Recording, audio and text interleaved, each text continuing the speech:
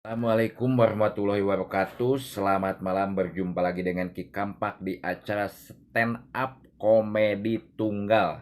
Harum mewangi sepanjang hari. Pusing, pusing, pusing, pusing, pusing, pusing. Ki Kampak rek carita, carita naon Ki?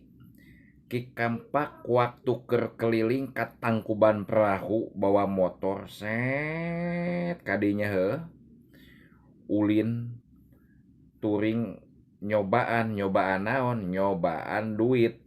Geningan duit nya dalam lamun ulin teu make duit mah moal ngeunah bakal puyeng kaditu kadieu bingung. Ai boga duit mah dinu dompet mangkat ka mana-mana ge genah komo motorna nu alus.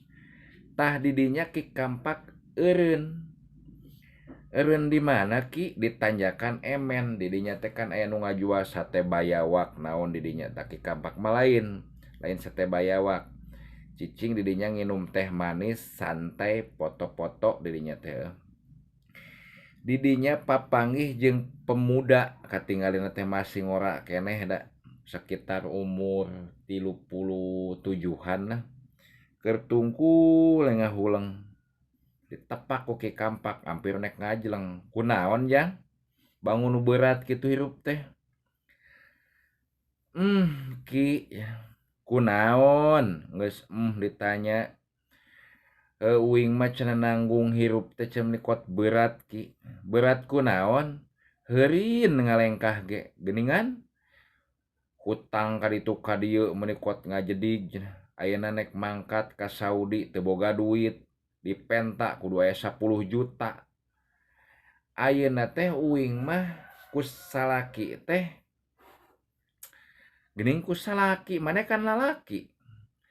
Ngan kabogoh uing lalaki sarua. Ai maneh bobogohan lalaki jeung lalaki? Heueuh Ki. Wah sia mah teu waras. Tah di dieu dinu jalan hirupna ge manehna geus teu waras sagala bobogohan lalaki jeung lalaki nya kudu lalaki mah kudu jeung awewe ieu mah jeung lalaki deui. Geus teu baleg aya kitu mah aki langsung mangkat teh deui. Sugan teh jelema baleg nya sia mah teu waras mung salarieun Ki Kampakna ge aya jeung nu bogoh ka lalaki deui mah. Assalamualaikum warahmatullahi wabarakatuh.